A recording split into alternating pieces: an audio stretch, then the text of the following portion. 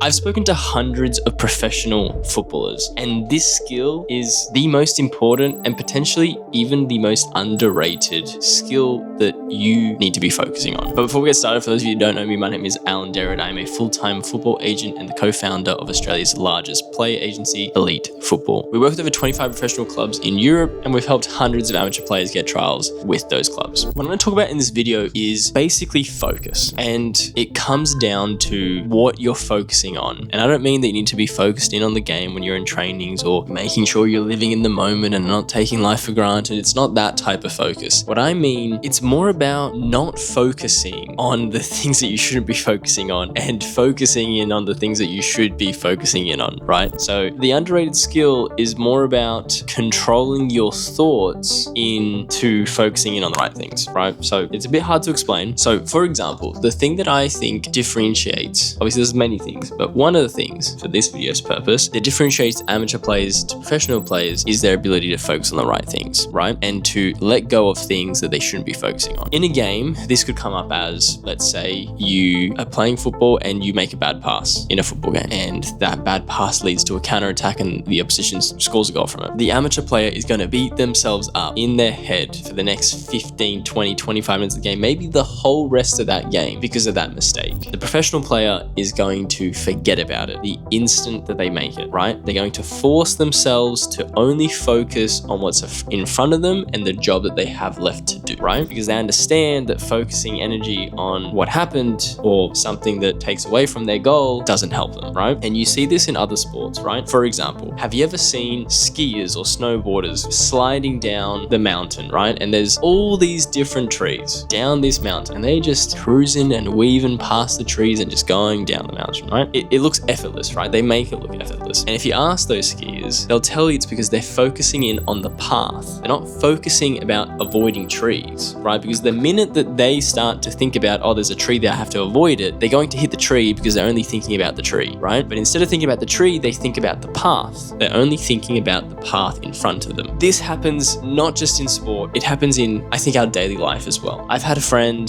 that loved to penny pinch. One of my old friends used to be a very penny pincher, wanted to save every cent that he made, was really conservative, was very much wanting to do the best he could with whatever he could make. And I thought he was pretty good with money back in the day, and so I decided to sort of copy a lot of his philosophy, and it just felt unnatural to me, right? And I think it was because it was the wrong focus. See, he wanted to make more money by saving the money that he was making, right? And in turn, he would create more money left over because he's spending less money, which makes sense on paper. But he could have focused on making more money, not by saving the money, but by going out and making more money, by getting another job, by improving whatever service that he had and selling more, figuring out the obstacle, whatever it was. I realized this and I improved my output and I focused in on making more. And I never looked at my bank account. I still don't look at my bank account because honestly, that energy of lack is thick and it's foggy and it takes away on what you actually should be focusing on. And you're basically just attracting less for yourself, right? Because you're thinking so small. And it happens. The minute I started focusing in on how can I improve my service, how can I be better, how can I make more and do more, and stopped thinking about the lack that I had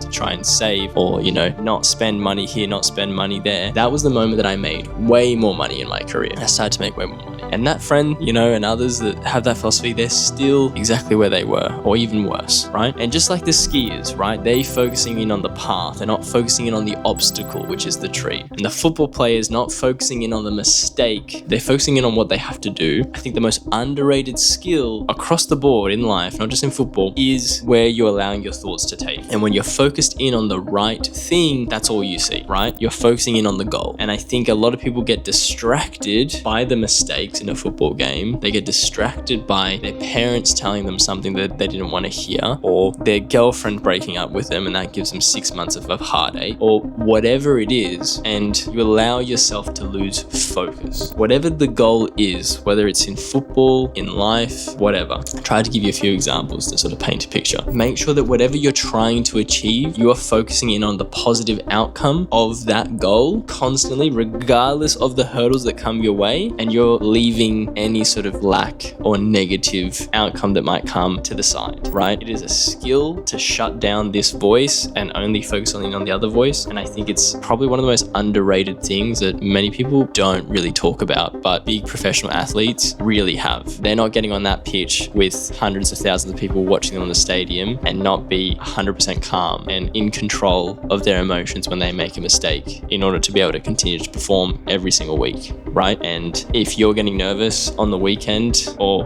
hammering your own head on thoughts with little mistakes that happen on the pitch, that is a very big difference in the pressure that you're going to have from here to here. And so you need to learn to start training that muscle every day.